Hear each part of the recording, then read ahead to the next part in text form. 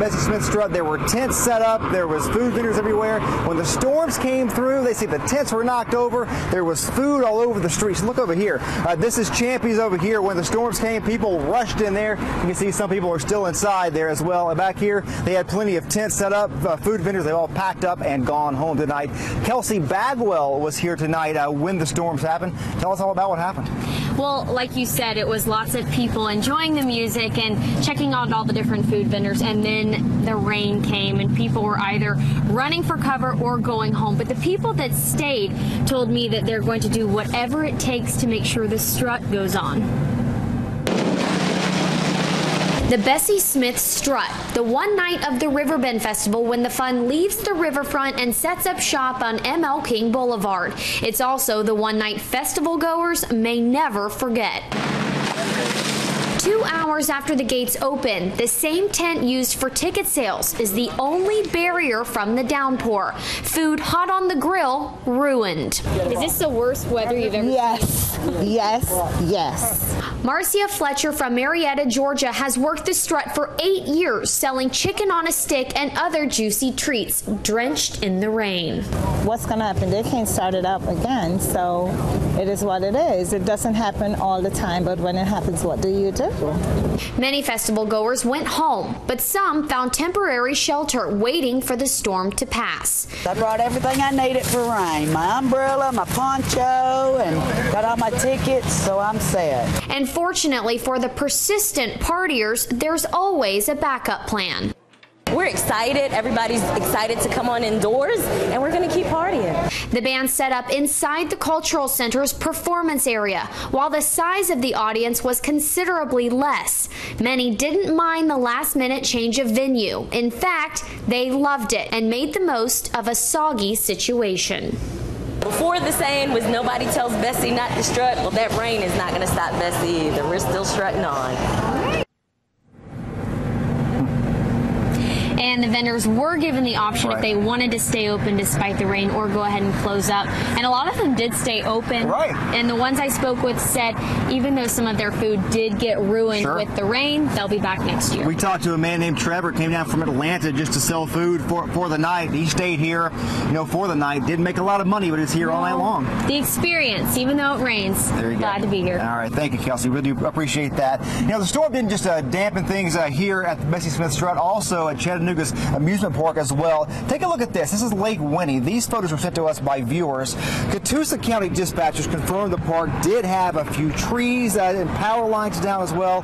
Plus, the park sign was knocked over. They're not sure if the park will be open tomorrow. Calls to the park were not answered tonight, so we saw a lot of damage there in the Fort Oglethorpe and the East Ridge area. A family of 6 in East Ridge tonight don't have a place to sleep.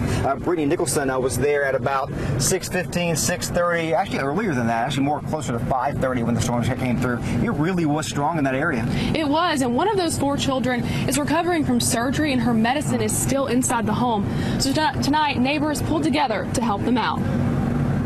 Ooh, man. I mean, it did sound like a freight train just coming right through here.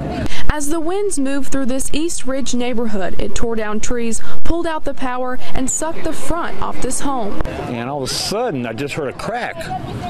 And when I looked out the window upstairs in my apartment upstairs, I seen that's where the tree went through the house. And I went, oh, shoot. So I come running out to make sure everybody's out of the house.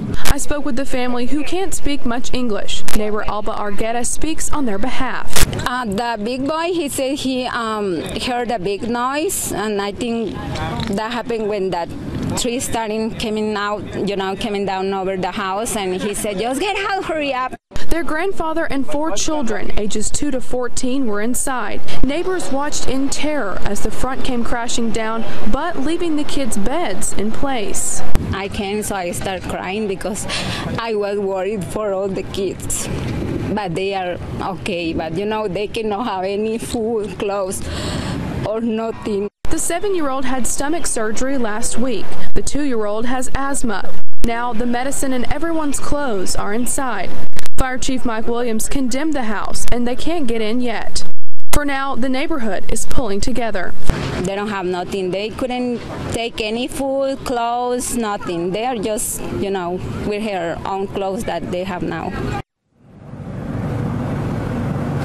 Now, the family is staying with neighbors on the street tonight, but as far as when they'll be able to get back in the home, officials say they hope to let them in to get that medicine tomorrow. And it wasn't just that one street. There were several streets in that area that had trees knocked over on their homes. Yeah, I mean, we were driving towards, and as you got towards that neighborhood, you could just really see that area got hit the worst today. I mean, there were trees in homes, different places. So yeah, no doubt. We'll have more on that coming up. Thank you, Brittany. The Red Cross is helping the families who don't have a place to stay tonight. They're gathered at Station 1 of the East Ridge Fire Department there. Another problem for viewers in this evening's severe weather, downed power lines. You see this video here. This is power lines sparking on Haney Drive after tree limbs fell on power lines in that area. That is in the Chattanooga area. Just another problem when you get these heavy storms. Now, at the peak of the storm, earlier tonight, we got several reports of power outages. We just heard from John Pless. He says 34,000 people are without power. Some of the latest rundown of the numbers, more than 500 customers without power in Brainerd area, East Ridge, Rossville, between 200 and 500 around Lookout, Mountain Ottawa as well. So as you can see, we've had crews all over the area tonight, and a lot of folks there without power still, and they're working hard to get those folks back on tonight. As we said, a lot of people around the area tonight, a lot of crews out around the area tonight, showing you just how the storm impacted several parts of the area and so many families as well around the viewing area. We can't be everywhere all the time, though, and you can help us tell this story with your photos. Send those photos of how the story has impacted you, your family, your neighborhood. Just send those to our See It, Shoot It, Send It gallery. Just go to newschannel9.com for that. Okay, we'll have more on the weather coverage coming up. Stay right there. Right now, let's go back to the studio to Kim. Kim. All right, Josh, thanks so much. We appreciate it. We'll check back in with you in a little bit. Take a look at this right in the middle of the Bessie Smith Strut. A downpour with those heavy winds and the thunder and the lightning well experienced tonight. We showed you earlier in the newscast how the festival made its way inside, but this certainly was really unpleasant for the folks at the Strut. Yeah, and in our earlier newscast from 5 o'clock on this afternoon, that's what we talked about. Here come the storms, and we talked about lightning safety, umbrella, ponchos. You got to have it. But again, my main concern was lightning, and we kept repeating at 5:30 and 6. If it's lightning, stay in your car, or try to find shelter inside. And of course, they did that by accommodating inside. But that was my big concern. A lot of wind too. A lot of wind with it. Yeah, we saw a lot of that, and a lot of folks have asked me about, was that a tornado around Lake View or Lake Winnie?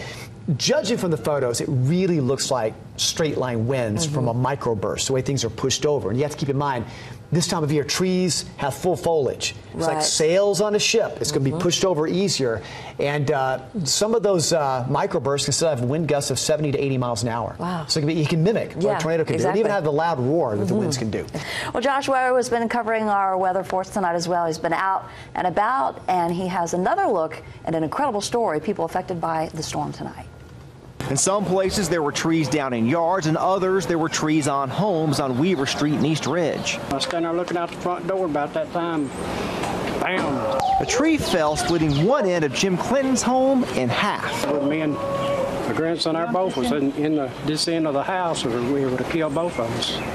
The storm only lasted a few minutes. Seen a few branches fall about that time, boom. 4 of Mr. Clinton's family members live here. His house has a lot of damage, but his family is okay tonight.